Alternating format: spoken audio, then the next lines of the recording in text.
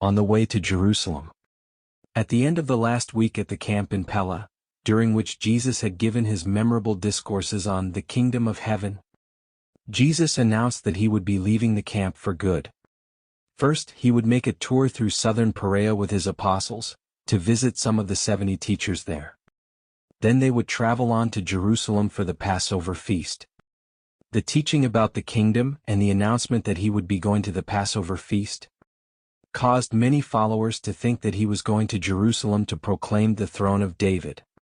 No matter what Jesus said about the non-material nature of the kingdom, he could not eradicate the idea from the minds of his Jewish listeners that the Messiah would establish a nationalistic government. Despite his recent teaching about the kingdom, confusion arose among his followers.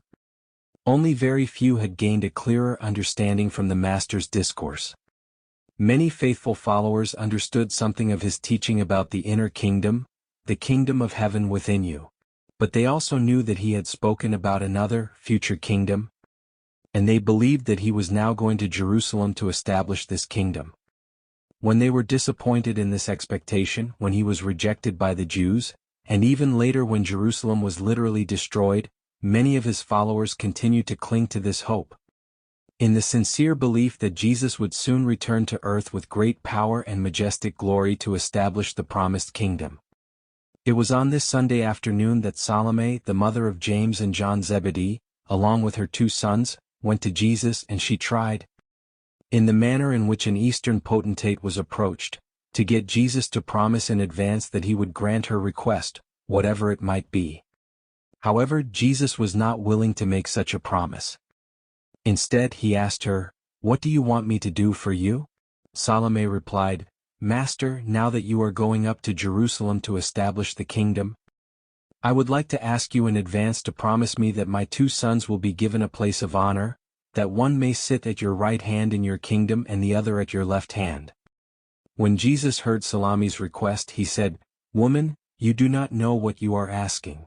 Then he looked directly into the eyes of the 2 ambitious apostles and said, "Why are you now secretly letting your mother come to me with this improper request? Are you able to drink the cup that I am soon to drink?" And without a moment's hesitation, James and John answered, "Yes, Master, we are able." Jesus then said, "I am saddened that you do not realize why we are going to Jerusalem, and it grieves me that you still do not understand the nature of the heavenly kingdom. It disappoints me that you have sent your mother to me with this request. But I know that you love me in your hearts, and only for this reason will you indeed drink from my bitter cup and share in my humiliation. But it is not for me to determine who will sit at my right or left hand. Such decisions are made by those appointed by my Father." The other apostles had gathered around and were highly indignant that James and John sought to obtain preference over them. When they began to argue about this, Jesus intervened.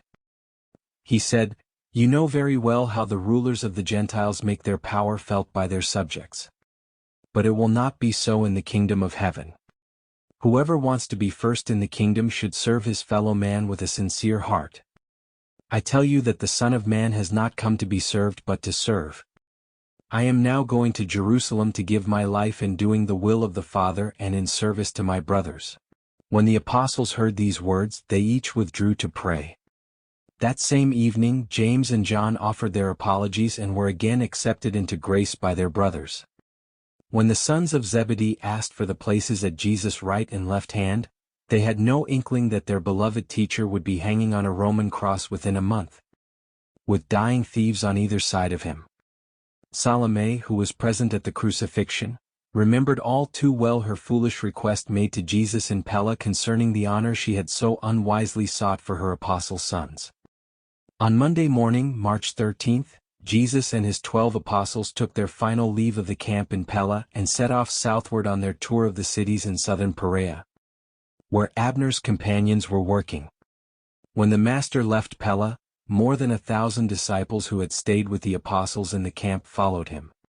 About half of this group left him at the crossing of the Jordan on the road to Jericho after he gave the talk about counting the cost.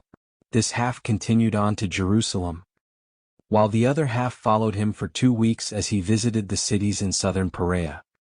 Jesus' closest followers now understood that the camp in Pella was finished.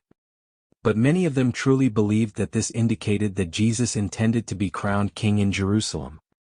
The great majority of his followers could never imagine any other concept of the kingdom. No matter what he taught them, they would not let go of this Jewish idea of the kingdom. At the direction of the Apostle Andrew, David Zebedee closed the visitors' camp at Pella on Wednesday, March 15. At that time, there were nearly 4,000 visitors, not including the more than 1,000 people who stayed in the Apostles' camp, which was called the Camp of the Teachers. With great reluctance, David sold all the equipment to numerous buyers and went with the proceeds to Jerusalem, where he later handed the money over to Judas Iscariot. David was present during the final tragic week in Jerusalem, and after the crucifixion he took his mother back to Bethsaida. During the time he had to wait for Jesus and the apostles, David stayed with Lazarus in Bethany. He became greatly concerned about Lazarus's safety. And when it indeed became too dangerous for Lazarus, David ensured that he safely fled to Philadelphia. He then also helped with the sale of the land and the relocation of Martha and Mary.